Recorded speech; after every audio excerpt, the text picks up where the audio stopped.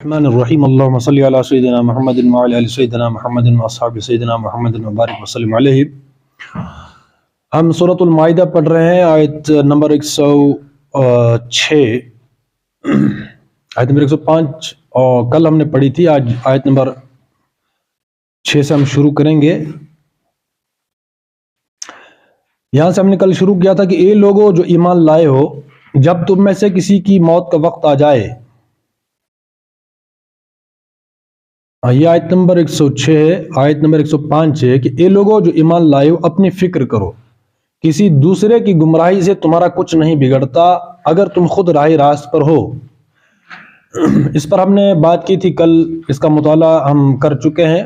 آج ہے اس سے آگے کا ٹکڑا، اللہ کی طرف تم سب کو پلٹ کر جانا ہے، پھر وہ تمہیں بتا دے گا کہ تم کیا کرتے رہے ہو۔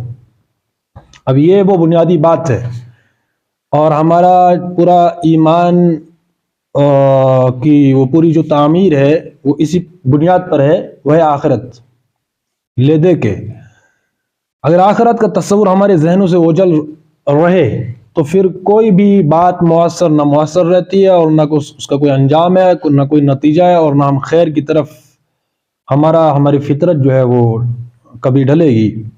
یہ قرآن میں یوں سمجھ لیجئے کہ ہر صفحے پر یہ بات جو ہے وہ دہرائی جاتی ہے آخرت کی۔ وہی کسی نے جو مصرع کہا ہے کہ حشر کو ہوگا یہ معلوم کہ جیتا کون اور ہارا کون، یہی بات ہے، اللہ کی طرف تم سب کو پلٹ کر جانا ہے۔ یہ احساس رہنا چاہیے ہر ہمیشہ، ہر لمحہ۔ وہ جو لکھا جاتا ہے سڑکوں کے اس پر بورڈ لگے رہتے ہیں کہ نظر ہٹی تو حادثہ ہوا، تو یہی ہے ہمارا وہ جو بنیاد ہے، اول و آخر سمجھ لیجئے کہ اللہ کی طرف پلٹ کر جانا ہے۔ اللہ کی طرف تم سب کو پلٹ کر جانا ہے، پھر وہ تمہیں بتا دے گا کہ تم کیا کرتے رہے ہو۔ تو اس میں یہ بات بھی ہے کہ ہم جو دنیا پر جو اعمال کرتے ہیں، چاہے کوئی داعی ہے، چاہے کوئی مجاہد ہے، چاہے کوئی غازی ہے، چاہے کوئی سخی ہے، کوئی بھی ہے، تو آخرت میں ہونے ہیں فیصلے دلوں پر۔ وہاں پر یہ نہیں ہے کہ نماز پڑھی تھی، روزہ رکھا تھا، فلاں کام کیا تھا، نہیں۔ یہ سب اگر ہم نے کیا ہوگا تو اللہ نے یہ پوچھنا ہے کہ بتاؤ تم نے نماز کیوں پڑھی تھی، روزہ کیوں رکھا تھا، اقامت دین کی جدوجہد کیوں کی تھی، جماعت کیوں بنائی تھی، وتواصوا بالحق اور وتواصوا بالصبر، یہ کیوں کیا تھا۔ تو وہاں چل رہے ہیں معاملات دل پر۔ دنیا میں ہم بیوقوف بنا سکتے ہیں انسانوں کو، اپنے جیسے انسانوں کو، لیکن آخرت میں یہ معاملہ نہیں ہے، وہاں دلوں پر فیصلے ہوں گے، دل کی جو نیت ہے۔ اسی لیے بخاری کی جو حدیث ہے انما الاعمال بالنیات، اعمال کا دار و مدار کس پر ہے؟ نیتوں پر ہے۔ تو اپنے آپ کو چیک کرتے رہے، ہم اپنے آپ کا محاسبہ لیتے رہے ہم وقتاً فوقتاً کہ میں جو کام کر رہا ہوں اس کا محرک کیا ہے، میں جو کام کر رہا ہوں اس میں خوشی اور رضامندی کس کی ہے، اس میں جو پیچھے پس پردہ جو موٹیو کیا ہے، ٹھیک ہے نا، میں کیوں کے کام کر رہا ہوں، کوئی میرا اور گول تو نہیں ہے، میں کسی اللہ کے علاوہ کسی اور کے لیے کام تو نہیں کر رہا، اللہ کے علاوہ کوئی اور جو ہے مطلوب تو نہیں ہے۔ تو یہ چیز ہے کہ ہمارا جو خالص عمل ہونا چاہیے وہ خالص کس کے لیے ہونا چاہیے؟ اللہ کے لیے، ٹھیک ہے۔ تو شرک یہی ہے کہ اگر ایک سیکنڈ کے لیے بھی کسی اور کا خیال آئے کہ میں یہ کام کر رہا ہوں فلاں خوش ہوگا، پھر یہ ہوگا، پھر یہ ہوگا، تو سمجھ لینا چاہیے کہ وہاں جو ہے وہ یہ تو شرک ہے۔ تو ہم اللہ کو چھوڑ کر کسی اور کے لیے اگر کام کریں، آتا ہے نا، انسان ہے بہرحال، اگر کوئی یہ اپنے آپ کو جو ہے وہ اس سے ماورا سمجھتا کہ نہیں میں تو ہوں ہی مومن، مجھے کیا لینا دینا، تو سمجھ لینا چاہیے کہ وہی منافق ہے۔ تو منافقوں کو جو ہے یوں سمجھ لیجئے کہ مکھی جو ہے کان پر بیٹھ گئی یا کہیں چہرے پر، تو مطلب اسے وہ ٹس سے مس نہیں ہوتی، بس ویسے۔ تو ایمان والے ہر ہمیشہ جو ہے اپنے آپ کا محاسبہ کرتے رہتے ہیں، فکر رہتی ہے کہ کہیں میں منافقین کی اس کیٹیگری میں تو نہیں چلا گیا، ٹھیک ہے نا۔ تو یہ اپنے آپ کو محاسبہ جو ہے وہ ہر ہمیشہ ہونا چاہیے کہ ہم جو کام کر رہے ہیں کیا وہ صحیح ہے، وہ ہم مخلص ہیں یا نہیں ہیں، بس یہ بات ہے۔ اللہ کے لیے کر رہے ہیں، کسی اور کو دکھانے کے لیے کر رہے ہیں، ٹھیک ہے نا۔ تو اللہ کی طرف تم سب کو پلٹ کر جانا، تو یہ احساس رہے تو بڑے بڑے کام جو وہ آسان ہو جاتے ہیں، بڑی بڑی جو جماعتیں ہیں، چاہے وہ قومیں ہیں، باسط قوم بھی، ایک باسط ریاست بھی، اور ایک فرد بھی، کام کا صحیح ہونے کا دار و مدار کیا ہے کہ جانا تو کس کی طرف ہے؟ اللہ کی طرف، نمبر ایک۔ دوسری بات اس میں یہ ہے کہ ہم بار بار کہتے ہیں کہ قل هو اللہ احد، اللہ ایک ہے، تو پھر ہم اس ایک اللہ ہی سے ڈرنا چاہیے، خوف کھانا چاہیے، کس سے؟ اللہ سے۔ جب بھی کسی انسان کا، کسی بھی اللہ کو چھوڑ کر کسی کا خوف آ جائے ہمیں، میں یہ کام کرتا، شریعت کے یہ کام کرتا، لیکن فلاں ناراض ہو جائے گا، فلاں کا خوف ہے، فلاں کا ڈر ہے، تو سمجھ لینا چاہیے یہی شرک ہے۔ تو گویا وہاں اللہ کی نفی ہو رہی ہے، کسی انسان کے وجود کا اثبات ہو رہا ہے، بس یہ اتنی سی بات ہے۔ وگرنہ یہ عقیدہ ہو راسخ کہ اللہ ہی ہے جس سے باہر صورت ڈرنا چاہیے، انسان تو انسان ہے۔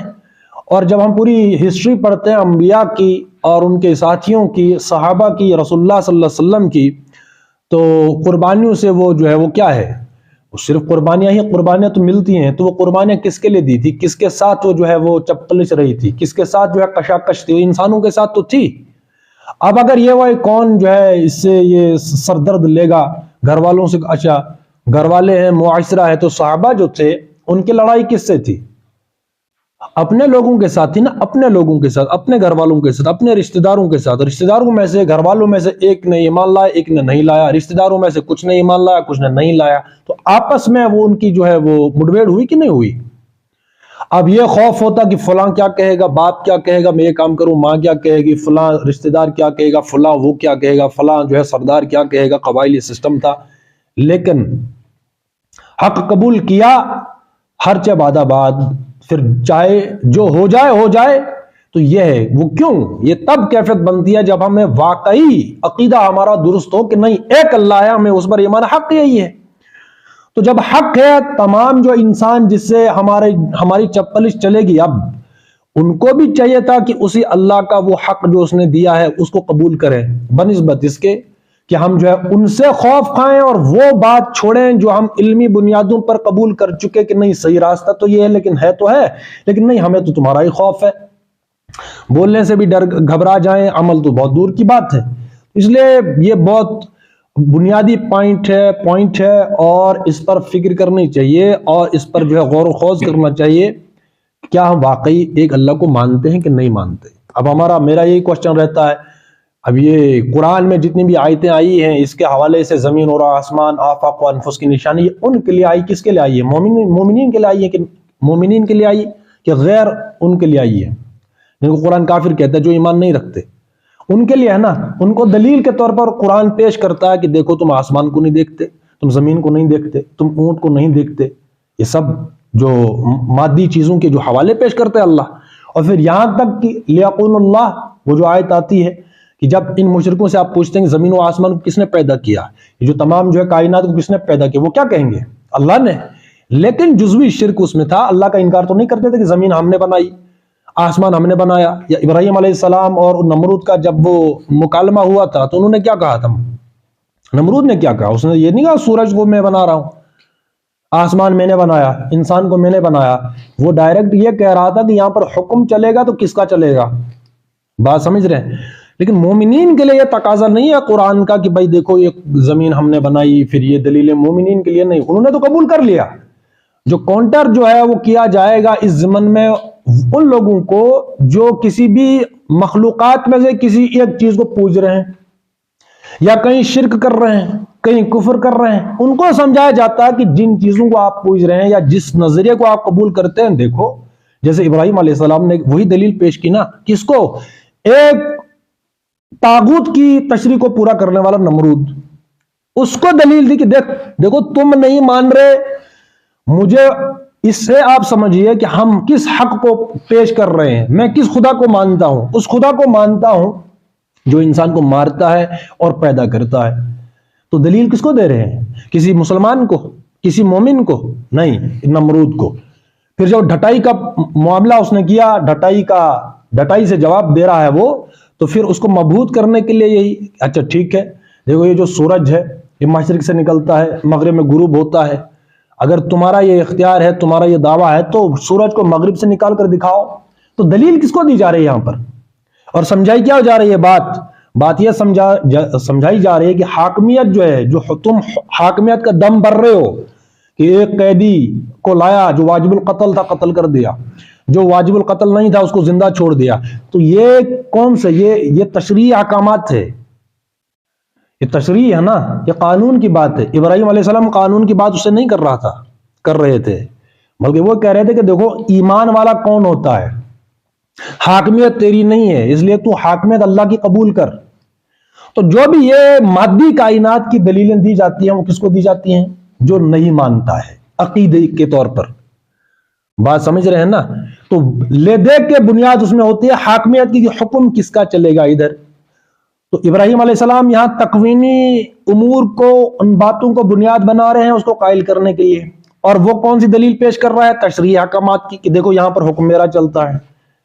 مطلب بڑے بڑے نمرود، جس کو ہم مثالیں دیتے ہیں، نمرود، فرعون، یہ وہ ان چیزوں کا، مادی کائنات کی تخلیق کا دعویٰ نہیں کر رہے تھے کہ ہم خالق ہیں، وہ یہ کہہ رہے تھے کہ حکم میں ہمارا چلے گا۔ فرعون نے یہی کہا کہ نہیں کہا؟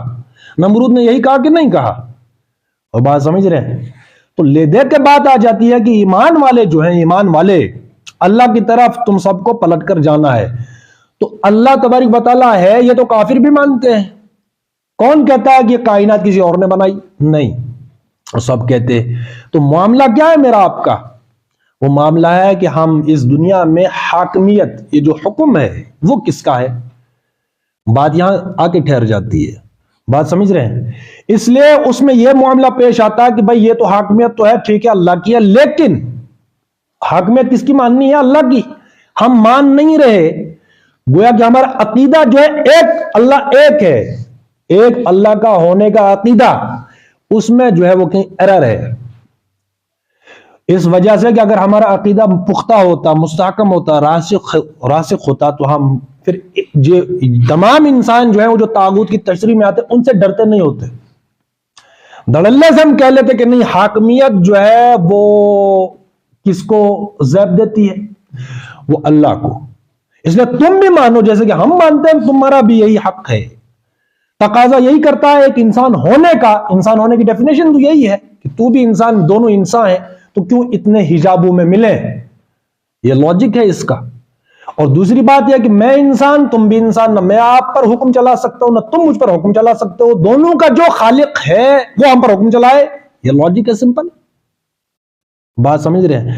لیکن یہ تب ہوگا جب قل هو اللہ احد، یہ ہم دل سے پکار اٹھے، عقل سے روشنی لیں اس کی علمی بنیاد، یعنی ہمارے پاس سائنٹیفک دلیل ہونی چاہیے کہ کیوں۔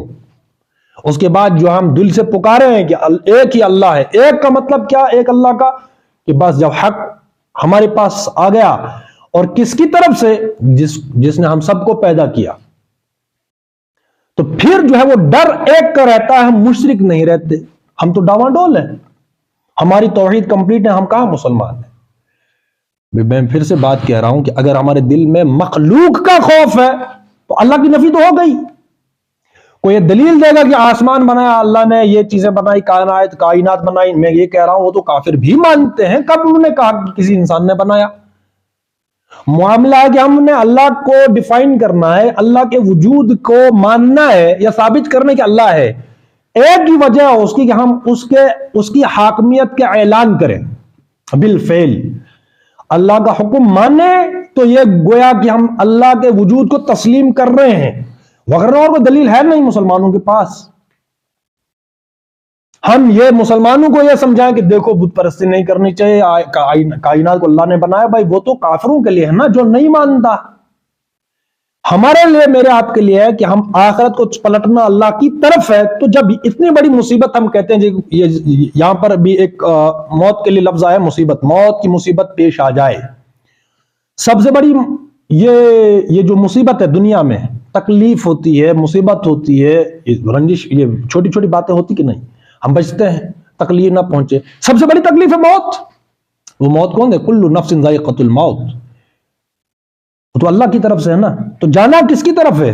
تو سب سے وہاں کہا جا رہا ہے کہ نہیں، جو طاغوت کے کیمپ میں رہ کر آیا ہو اس کے لیے جہنم، اور جو اللہ کو حاکم مانتا ہو دنیا میں اس کے لیے جنت۔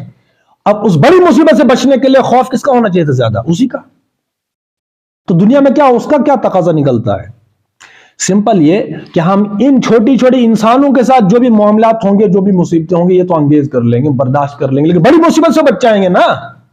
اب یہ وہ یقین ہے، عین الیقین۔ یقین ہو تو یہ اللہ ایک اللہ کو ہم مانیں گے کہ نہیں، اللہ کے اختیار میں ہے سب، یہی بات ہے نا۔ تو جب یہ راسخ عقیدہ آ جائے کہ بڑی مصیبت سے بچنا ہے، وہ موت کی ہے، موت کے بعد آخرت ہے، وہاں حساب، جنت ہے تو جہنم ہے، دو ہی تو چیزیں ہیں.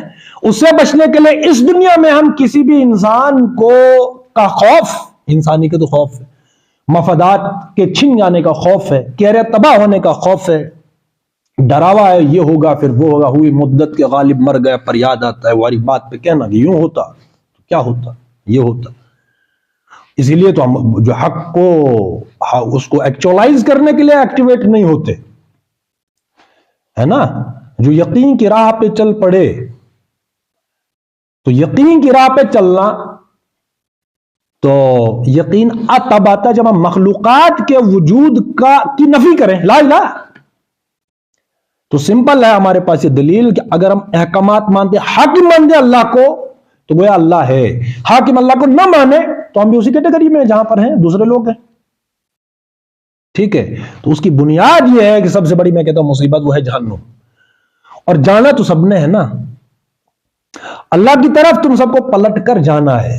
ابھی میں کہہ رہا ہوں بار بار اس کو یہاں پر رکھیں ہم، کہ جب جانا ادھر ہے تو بڑا کام کر کے جائیں ہم دنیا سے. بڑا کام کیا ہے؟ بڑا کام وہی ہے کہ جس پر اس وقت پابندیاں ہیں شریعت کے وہ شعبوں پر، جس پر ہم کر سکتے ہیں کچھ تو وہ کریں، بڑا کام ہے. میں نے ایک پابندی تو ہے نا اجتماعی نظام کی، لیکن انہوں نے کچھ جو ہے وہ شعبے رکھے ہیں میری آپ پر کہ بھائی چلو ٹھیک ہے. وہ اس لیے چھوڑے ہوئے ہیں کیونکہ کنٹرول ان کے پاس ہے.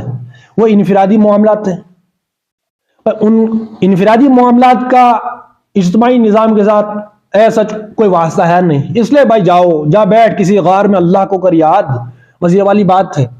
وگرنہ کسی جو بھی شعبے انہوں نے چھوڑے ہیں، اگر ان تمام شعبوں سے انڈیویجول شعبے جو ابھی وہ انہوں نے شکل اختیار کی ہے، اگر اجتماعی نظام کے ساتھ کوئی پیچ کھا رہا ہو، کوئی نقصان ہو رہا ہو، وہ بھی گئے. یہی تو بات ہے. اب حج ہے، رہ گئی رسم اعضاء. وہ جو حج ہے اس لیے ہے کہ وہ جو اس کا تعلق کس کے ساتھ ہے؟ وہ معاش کے ساتھ ہے، اکانومی کے ساتھ ہے. نماز ہے، روزہ ہے، یہ سب چیزیں ہیں.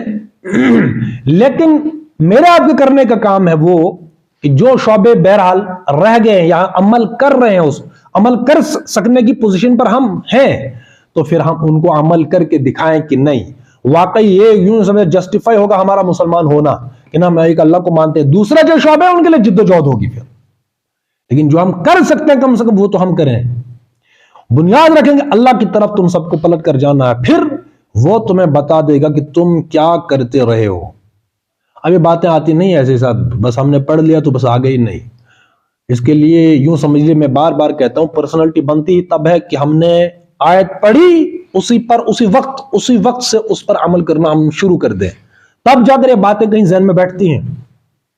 نہیں ان کو رکھو کہیں تہ خانے میں، پھر ہم ہاں ٹھیک ہے عمل کریں گے، تو قیامت کی صبح تک یہ عمل نہیں ہوگا. کوئی آیت پڑھی اس پر اسی وقت جو ہے وہ سوچتے رہو کہ یہ بات میری پرسنالٹی کا حصہ کب بنے گی، اس کو بناتے رہو. اسی وقت جو ہی سنی بس وہ سفر شروع ہونا چاہیے سنجیدگی کے ساتھ کہ نہیں ہمارا مقصد ہے ایک، یا ایھا المدثر قم فانذر. یہی بات ہے. ان کو ڈراؤ کس سے؟ ایک ایسی دنیا آنے والی ہے جہاں رکھی گئی ہے جنت اور جہنم، تمہارا حساب ہوگا. بتاؤ وہی الستُ بربکم، وہ یاد ہے وعدہ. اس دنیا میں وہ اس وعدے کو پورا کرنا ہے، تو ڈرایا کس سے؟ اسی آخرت سے. اس کے لیے سلیبس سمپل ہے، وَرَبَّكَ فَكَبِّرْ، اپنے رب کی بڑائی کا اعلان کرو. رب ورڈ آرڈر رب کا وہ کام کرنا ہے اس دنیا میں، جانا تو ہے نا پلٹ کر. پہلی آیت یا ایھا المدثر قم فانذر، ان کو ڈرائیے اسی سے کہ اللہ کی طرف، اللہ کے ہاں جانا ہے، وہاں حساب دینا ہوگا. تو سنجیدگی کے ساتھ سمجھے کہ نہیں یہ جتنی بھی چیزیں ہیں ضروریات ہیں، شادی ہے یہ بھی ضرورت ہے، کھانا پینا ہے یہ بھی ضرورت ہے، جاب ہے یہ بھی ضرورت ہے، یہ سب ضرورتیں ہیں. مقصد کیا ہے؟ وہ مقصد جو ہے ہر بندہ سوچے کہ نہیں میرا ان تمام چیزوں سے بڑھ کر ہمارا کوئی ایک مقصد ہے. اس مقصد کو سنجیدگی کے ساتھ غور کرنے کی اور سمجھنے کی کیا ہے وہ ضرورت ہے. حشر کو ہوگا یہ معلوم کہ جیتا کون اور ہارا کون، لیکن اس کے لیے ہے وہی کہ you tell me who are your friends then I will tell you who are you, who you are. تو کمپنی جو ہوگی، کمپنی میں جس کے ساتھ رہ رہا ہوں میں اسی کا جیسا ہوں. وہ سمپل ہے. الل ٹپ تو باتیں تو ہوتی نہیں ہیں. کبوتر کبوتروں کے ساتھ اڑے گا, شاہین شاہین کے ساتھ اڑے گا, کوا کوں کے ساتھ اڑے گا. تو ہم جس کے ساتھ اڑیں گے تو ہم تو بھی ایسے ہوں گے. اور یہ شاید حدیث بھی ہے کہ انسان جو ہے اللہ اپنے دوست کے دین پر ہوتا ہے. دوستوں کے دین پر ہے نا. تو جیسے دوست ہیں تو ویسا میں ہوں, تو میں انہی لوگوں کو دوست بناتا ہوں جو میرے جیسے ہوں گے. ٹھیک ہے نا. اس لیے ہم وہ تربیت کی بات کرتے ہیں. میں اکثر وہ کہتا ہوں کہ ہر بندہ شادی کرتا ہے تو وہ دیکھے کہ میں نے کس کے ساتھ رہنا ہے, تو پھر اولاد بنے گی, ایک نظام بنے گا, ایک ترتیب بنے گی. تو جیسے ماں باپ ہوں گے ویسی ان کی اولاد بنے گی, جیسے شوہر ہوگی ویسی بیوی ہوگی. اپر ہینڈ کس کا رہتا ہے؟ وہ شوہر کا رہتا ہے نا. تو اس لیے ہم یہ کہتے ہیں 30 سال تک, اب یہ گریجولی چلے گی یہ چیزیں. تو انقلاب تو نہیں آتا ہے. ماں باپ کا کوئی اثر رہتا کہ نہیں رہتا. اور جو بچپن میں 20 سال تک تقریباً جب بچہ, اب وہی ہے کہ جب کوئی نظریہ, ٹھوس نظریہ علمی بنیادوں پر ذہن سے کوئی ٹکرایا ہوگا تب ایک انڈیویجول کی سوچ بھی بن سکتی ہے. وہ انڈیویجول جو ہے خود سے بھی کچھ سوچنا شروع کر دیتا ہے. کوئی بات قبول کی, کوئی بات پڑھی تو اس کے بعد وہ تنقیدی جائزہ لے گا اس کا. لیکن وہ صلاحیت تو پیدا ہو, کوئی اس کو وہ صلاحیت کوئی پیدا تو کرے نا. اب جس کا کوئی انٹلیکچوئل ذہن نہ ہو, کوئی نظریہ نہ ہو, کوئی فلسفی نہ ہو, تو وہ کون سی زندگی بسر کرے گا؟ چلو تم ادھر کو, ہوا ہو جدھر کی. کوئی بھی نظریہ آیا جانوروں کی طرح اس کو جو ہے وہ ہانکتے رہو. ایک کان پکڑے گا, دوسرا کان پکڑے گا, تیسرا پکڑے گا, لیکن اس کو یہ سوچنا ہو کہ میں کہاں جا رہا ہوں, مجھے کدھر جانا چاہیے, کدھر نہیں جانا چاہیے. پھر وہ شادی کرے گا تو وہ شادی کون سی ہوگی؟ وہ لائف کیسی ہوگی؟ جانور بھی تو کھاتے ہیں. ان سے مانوس ہونا ایک دوسرے سے, وہ تو جانوروں سے بھی ہو جاتا ہے. کتا پال لیں آپ گھر پہ, بلی پال لیں, کبوتر پال لیں, طوطے پال لیں, ہاں چھوٹا بکری کا بچہ پال لیں, تو ان سے ان کو جو مانوس ہوتا ہے انسان, جب وہ مر جائے اور ان کو ذبح کر لو تو کیا تھوڑا وہ کیفیت بنتی ہے. تو اس طریقے سے دو انسان رہ لیں ایک ساتھ تو ایک عادت سی پڑ جاتی ہے. اس میں کیا رکھا ہے؟ جیسے جانوروں کے ساتھ ہم زندگی گزارتے ہیں, ایک لگاؤ سا رہ جاتا ہے, تو ویسے دو انسان بھی رہ لیں تو اس میں کیا حرج ہے؟ میاں بیوی, لڑکا لڑکی شادی کر لی تو ویسے جو ہے جانوروں کی سطح پر جو ہے وہ نیڈز ہے, ہیومن نیڈ بیسک وہ پورا ہو رہا ہے. ریکوائرمنٹس, کھانا ہے, پینا ہے, پہننا ہے, گھر ہے, مکان ہے, گاڑی ہے, یہ ضرورتیں ہے نا. وہ ڈیلی روٹین ہے لائف کی ہے. تو وہ تو جانوروں کی سطح پر ان کو بھی ضرورت پڑتی ہے. لیکن یہ سب چیزیں تو ہیں, میسر ہیں, سب کچھ ہٹو بچو لائف ہے, پروٹوکول یہ سب ہے. لیکن بنیاد یہ ہے کہ بالآخر مرنا تو ہے. شوہر نے بھی اکیلے قبر میں جواب دینا ہے, اور بیوی نے بھی, جو بیوی ہوگی, جو شوہر ہوگا. کوئی بھائی آج تک کوئی بندہ جو ہے اپنے عزیز جو بھی گزرا ہو, مرا ہو, کوئی بھی بہت ہی قریبی کوئی گیا کسی کے ساتھ قبر میں کہ میں تو اس کے ساتھ اتنی محبت کرتا تھا, یہ میرا عزیز تھا, رشتہ دار تھا, باپ تھا, بیٹا تھا, بیٹی تھی, کوئی گیا؟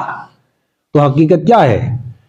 اپنی فکر کرو. جو ہم نے اپنے یہ جو آیت 105 میں پڑھا سورہ اسی مائدہ میں, لوگوں جو ایمان اپنی فکر کرو. تو دوسرے کی گمراہی اگر ہمیں بھی گمراہ کر لے, اصل مصیبت یہ ہے. باپ کو ہم کہہ سکتے ہیں اگر وہ گمراہ ہے, بھائی یہ ہے, حق یہ ہے. جیسے ابراہیم علیہ السلام نے اپنے والد سے بات کی کہ نہیں کی, کہ اللہ کی وحی مجھ پر آتی ہے, میں صحیح راستے پر ہوں, اس لیے تو آپ کو فالو کس کو کرنا ہوگا؟ مجھے. تھا باپ آزر, تو کیا یہ سوچا کہ یہ تو باپ ہے, اب کیسے کہوں احترام اس میں حق اور باطل میں احترام نہیں ہے. حق حق ہے, باطل باطل ہے. خدمت الگ ہے, باپ کی, ماں کی, اس کی, فلاں کی خدمت الگ چیز ہے. حق میں کہتا ہوں سب سے بڑی مصیبت کیا ہے؟ وہ ہے جنت اور جہنم. اگر یہی آخری منزل ہے نا, تو جہنم مل جائے سب سے بڑی مصیبت ہے. اس مصیبت سے بچنے کے لیے دنیا میں ان لوگوں کے ساتھ ہمارا انتخاب ہونا چاہیے, دوستی ہونی چاہیے, رشتہ داریاں ہونی چاہیے. خون کا رشتہ وہ تو وہ مجبوری ہے بھائی. ایک نظریاتی ہم آہنگی, نظریات کہ ہماری آخری منزل ہے تو ہم کن لوگوں کے ساتھ دوستی کرنے کے نتیجے میں صحیح کام کر سکیں, اور وہ کام کر سکیں جس کے لیے ہم دنیا میں آئے ہیں. میں نے کہا میاں بیوی ہو، شادی ہو گئی، سب چیزیں میسر ہے، اویلیبل ہے، ہٹو بچو لائف ہے، بٹ وہ مقصد ان کے ہاتھ نہیں آ رہا جس مقصد کے لیے ہم آئے دنیا میں. تو اس سے بڑی مصیبت کیا ہو سکتی ہے؟ یہ بہت اہم بات ہے. غلطی ہو جاتی انتخاب میں، پھر وہی ہوتا، نہ خدا ہی ملا نہ وصال صنم، نہ ادھر کے رہے نہ ادھر کے رہے. پہلے تو یہ چونچلے چلتے ہیں کہ آپ وہ جی یہ سب کیا ہے، تو میرا نام کیوں نہیں لیتی، تو بعد میں یو ٹرن ہو جاتا ہے بعد میں کہ یہ کیا بدتمیزی ہے، تو میرا نام کیوں لیتی. اب یہ ہے نا، نام کیوں نہیں لیتی، اور پھر بعد میں یہ آ جاتا تم نام کیوں لیتی. تو یہ سائنس ہے، سمپل سائنس ہے. یہ جو جنسی جذبات اس میں آ کر، جذبات میں آ کر جو ہم بہت کچھ کہہ جاتے ہیں، لیکن جب ہم زمین کی سطح پر جو ہے نا سوچنا شروع ہو جاتے ہیں، پھر وہی بعد میں اس چیز کی تشریح ہو جاتی کہ نہ خدا ہی ملا نہ وصال صنم. اب یہ بات ہو جاتی ہے. تو ترتیب ہے ہر چیز کی، اگر حفظ مراتب نہ کنی زندگی کہ یہ دنیا ہے جہاں ہر چیز چلتی ہے سلیقے سے، یہاں یہ نیچرل لاز پر چلتی ہے، دنیا فطرت پر چلتی ہے، الٹ اب تھوڑی چلتی، چھو منتر والا کام تو ہے نہیں. تو یہ ہے کہ ایک دوسرے کی محبت، وہ اولاد کے ضمن میں بھی آیا ہے کہ اولاد کی محبت، مال کی محبت، ان چیزوں کی محبت کہیں تمہیں حق سے منحرف نہ کرنے پائے. لیکن میں بات ایک ہی کہ اللہ کی طرف تم سب کو پلٹ کر جانا. اگر یہ ہو ذہن میں تو انسان کسی بھی رشتے، جیسے صحابہ نے کیا، باپ بیٹے سے بڑھ گیا کہ نہیں بڑھ گیا. کس کی لڑائی تھی صحابہ میں آپس کی؟ وہ کہ مشرق و مغرب کی تھی، آپس گھر والوں کی تھی. ایک طرف سے باپ کھڑا ہے، ایک طرف سے بیٹا کھڑا ہے، بیٹے نے ایمان قبول کر لیا، باپ ویسے ہیں، تو آپس میں ان کا مقابلہ ہو رہا ہے، لڑائی ان کی ہو رہی ہے آپس میں. کیوں؟ ان کو یہ عقیدہ، یہ بات سمجھ آ گئی تھی نہیں اصل مصیبت ہے وہ جہنم سے ہم بچے، جہنم بڑی مصیبت ہے، اس سے بچے. تو بعد میں یہ رشتے ناتے وہ کچھ بھی نہیں ہے بھائی. ابراہیم علیہ السلام نے اگر اپنے والد سے ایسے کہہ دیا، اور والد نے کہا کہ میں سنسار کروں اگر تم جو تم کہہ رہے ہو اس سے باز نہ آئے، اور ابراہیم علیہ السلام کو کیا کیا مصیبتیں نہ جھیلنے پڑی، تو کس سے مصیبتیں جھیلنی پڑی؟ کوئی خوف، کوئی ڈر. تو یہ میں کہہ رہا ہوں کہ ایک اللہ کا خوف، ایک سجدہ جسے تو گراں سمجھتا ہے، 1000 سجدوں سے دیتا ہے آدمی کو نجات. وہ سحر جس سے ہوتی ہے، وہ سحر جس سے لرزتا ہے، شبستان وجود ہوتی ہے بندے مومن کی اذان سے پیدا. تو یہ جب آتا ہے نا، بات جو دل سے نکلتی ہے اثر رکھتی ہے، پر نہیں طاقت پرواز مگر رکھتی ہے. تو یہ بات ہے کہ جب اللہ، توحید، تمام ڈر، خوف یہ ختم ہو جائے، توحید تب شروع ہو جاتی ہے. انکار کے بعد لا الہ کلمے کا، عقیدے کا پہلا جو فرض ہے، فرض وہ کیا ہے؟ وہ ہے انکار. یہ بات یاد رکھیں، ہم اللہ کو ماننا نہیں، وہ تو دوسرا سٹیپ ہے نا. پہلا سٹیپ کیا ہے؟ وہ ہے انکار کرنا. انکار کر سکتے ہیں ہم؟ کسی انسان کا خوف نکال سکتے ہیں دل سے؟ سمجھ رہے ہیں بات؟ تو یہ جو بھی فطرت ہے اس کے لیے ہم دل کھولیں. اور یہ دعا بھی کوشش پلس دعا. اللہ ہم نے کوشش 100% کر لی، اب بس ہم دعا کرتے ہیں کہ جو میں کوشش کر رہا ہوں اس کا نتیجہ جو ہے اس نتیجے تک مجھے پہنچا دے جس کی میں کوشش کر رہا ہوں. کوشش نہ ہو تو دعائیں، یہ تو چاپلوسی ہے. میں جا رہا ہوں مشرق کی طرف اور دعا کہاں کروں؟ اے اللہ مجھے مغرب میں پہنچا دے. اس سے بڑی بیوقوفی کیا ہے؟ یہ بیوقوفی ہے نا. تو اس لیے یہ بات یاد رکھیں کہ قبر میں جانا ہے اکیلے. وہاں پہلا سوال ہی ہوگا کہ بھائی بتاؤ تمہارا رب کون ہے؟ تو رب کا مطلب ہوتا ہے جس کی حاکمیت، جس کا حکم مانا ہو دنیا پر، تو وہ ہوگا رب. ٹھیک ہے؟ تو اس لیے اگر اکیلے جانا ہے تو ہم کسی کی فکر نہ کریں. جہاں بھی قرآن و سنت سے کسی کی بات بھی ٹکرائے، یا میں جس کے ساتھ رہ رہا ہوں وہی جو ہے وہ طاغوت کے کیپ میں نہ بیٹھے ہوں، یا وہ امیچور ہوں. امیچور بھی ہوتے ہیں نا، جس کا کوئی نظریہ نہیں ہے. بس یہ نماز و روزہ و قربانی و حج والی بات. ہاں، ایک مسلم معاشرے میں پیدا ہو لے، جنم لے لیا، اب نماز بھی پڑھتے ہیں، جمعہ کو جمعہ پڑھتے ہیں، روزوں میں وہ رکھتے ہیں، پیسہ آ گیا تو حج کو چلے گئے، اور کہیں سخاوت کر لی، کہیں جو ہے وہ نماز پڑھ لی، عید کی نماز پڑھ لی. یہ مسلمان تھوڑی نہ ہے. تو پورا قرآن کدھر گیا؟ تو یہ ہے، ایک ہے روایتی مسلمان، ایک ہے واقعی مسلم. وہ جو کہتا ہے کہ سروری زیبا فقط اس ذات بے ہمتا کو ہے، حکمراں کو وہی باقی بتانے عذری. تو یہ وہ بندہ وہ جو ہے وہ سحر جس سے لرزتی ہے جیسے لرزتا ہے شبستان وجود، ہوتے ہیں بندے مومن کی اعضاء سے پیدا. تو وہ بندے مومن وہ ملے تو بس اس کے ساتھ جو ہے اس کی کمپنی میں ہمیں رہنا چاہیے، اور اس کے جو ہے سفر جو ہمارا زندگی کا وہ ان کے ساتھ کٹنا چاہیے کہ جن کی اعضاء سے شبستان وجود لرز اٹھے. اس میں کیا رکھا ہے بھئی، یہ وہ بہت اچھا ہے، وہ سمارٹ ہے، تو اس کے پاس پیسہ ہے، تو یہ میرا اپنا ہے، رشتہ دار ہے، کیا رکھا ہے اس میں. اب یہ جو نوح علیہ السلام کے جو بیٹے تھے کیونکہ یہ میرے اہل بیت میں سے، تو اللہ نے کیا کہا کہ اہل بیت میں سے نہیں، بیٹا یہ گھر والوں میں سے نہیں ہے، آپ کا نہیں ہے. کیا مطلب کہ جو اللہ کا نہ ہوا، اللہ کی حاکمیت جس کو سمجھ نہ آئی، آپ کا مشن جس کو سمجھ نہ آیا، تو وہ آپ کا تھوڑی نہ ہے. بیٹا ہے ٹھیک ہے لیکن آپ کا نہیں ہے. حق اور باطل، طاغوت اور اللہ، دو ہی یہ یہاں راستے ہیں. تو ہم دیکھیں کہ اللہ کی طرف تم سب کو پلٹ کر جانا ہے، تو یہ بات ہم ذہن میں رکھیں، پھر وہ تمہیں بتا دے گا کہ تم کیا کرتے رہے ہو. ٹھیک ہے نا. تو انشاءاللہ اس سے آگے ہم اگلی آیت پڑھیں گے کل.